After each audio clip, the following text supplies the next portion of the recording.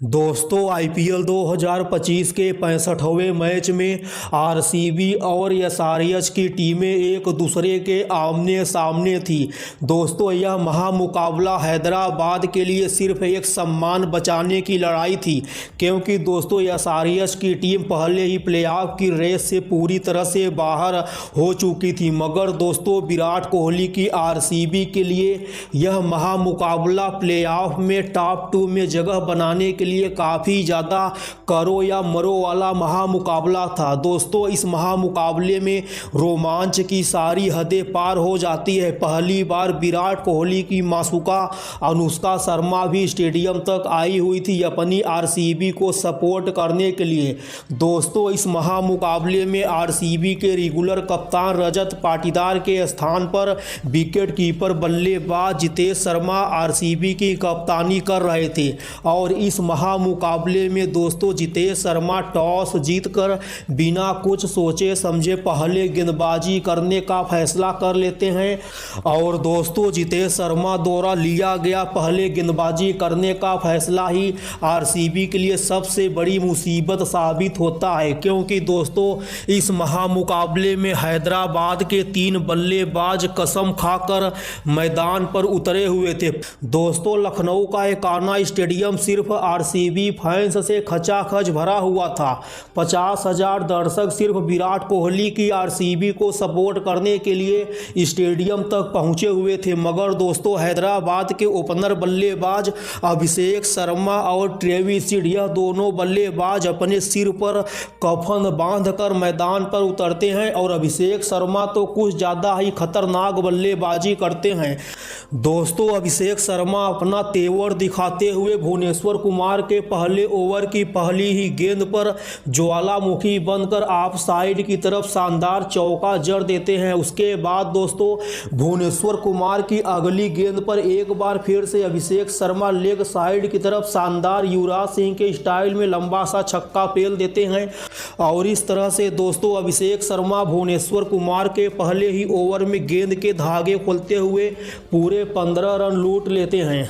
दोस्तों अब आरसीबी की तरफ से पारी का दूसरा ओवर लेकर आते हैं यश दयाल, और यश दयाल के इस ओवर की पहली ही गेंद पर अभिषेक शर्मा यश दयाल का स्वागत चौका के साथ करते हैं। उसके बाद यश दयाल के इस ओवर की दूसरी गेंद पर भी अभिषेक शर्मा बदले की आग में जलते हुए आगे बढ़कर ऑफ साइड की तरफ शानदार लंबा सा छक्का पेल देते हैं। इस करो या मरो वाले महामुकाबले में अभिषेक शर्मा और ट्रेविस हेड की घातक बल्लेबाजी के दम पर हैदराबाद की टीम ने 3 ओवर में ही 40 रन बना लिए थे। दोस्तों इस महामुकाबले में ट्रेविस हेड तो ज़्यादा खूंखार नहीं नजर आ रहे थे, मगर अभिषेक शर्मा आरसीबी के गेंदबाजों की जमकर धज्जियां उड़ाते हैं। हालांकि दोस्तों अभिषेक शर्मा छक्का मारने के चक्कर में लुंगी नगेड़ी की गेंद पर फिलिप साल्ट को कैच थमा बैठते हैं। हालांकि दोस्तों अभिषेक शर्मा ने सिर्फ 17 गेंदों पर 34 रनों की आतिशी पारी खेलकर हैदराबाद को एक तूफानी शुरुआत देने का काम करते हैं। और बड़ी मूंछ वाले खिलाड़ी ट्रेविस हेड का बल्ला भी ज़्यादा देर तक नहीं चल पाता है और ट्रेविस हेड भी भुवनेश्वर कुमार की गेंद पर 17 रन बनाकर पवेलियन का रास्ता नाप लेते हैं। मगर दोस्तों छोटा पैकेट बड़ा धमाका ईशान किशन आरसीबी के लिए आउट ऑफ सिलेबस आ जाते हैं और इस महामुकाबले में ईशान किशन गेंद के धागे खोलने का काम करते हैं।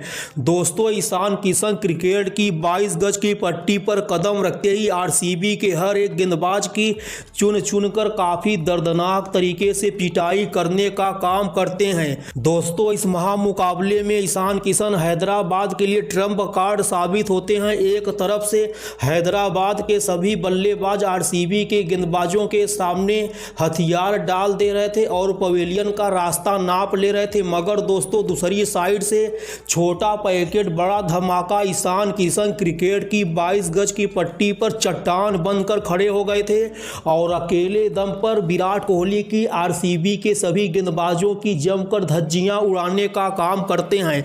दोस्तों हेनरिक क्लासेन भी ईशान किशन का ज़्यादा देर तक साथ नहीं दे पाते हैं और हेनरिक क्लासेन भी सिर्फ 13 गेंदों पर 24 रनों की आतिशी पारी खेलकर सूर्य शर्मा की गेंद पर रोमारियो शेफर्ड को कैच थमा बैठते हैं।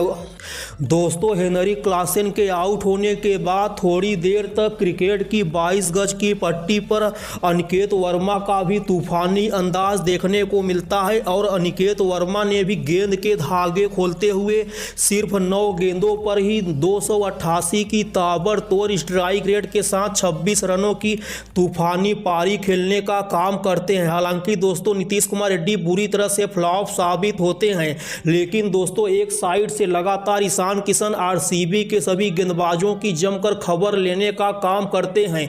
क्या यश दयाल, क्या कुणाल पांड्या, क्या सूर्य शर्मा, क्या लुंगी नगीड़ी, आरसीबी का हर एक गेंदबाज इस महामुकाबले में ईशान किशन के सामने बेबस, लाचार और असहाय नजर आ रहा था। आरसीबी के फैंस जोश हेजलवुड को काफ़ी ज़्यादा मिस कर रहे थे।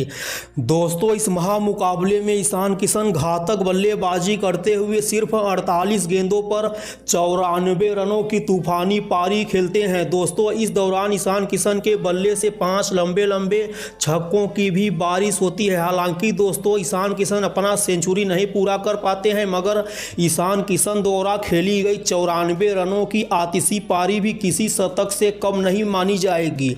दोस्तों ईशान किशन की विस्फोटक बल्लेबाजी के दम पर ही हैदराबाद की टीम ने आरसीबी के खिलाफ पहले बल्लेबाजी करते हुए 20 ओवर में 6 विकेट के नुकसान पर 231 रनों का पहाड़ जैसा स्कोर भी खड़ा कर देती है। हालांकि दोस्तों हैदराबाद द्वारा दिए गए 231 रनों के जवाब में आरसीबी की भी शुरुआत काफ़ी ज़्यादा विस्फोटक अंदाज में होती है।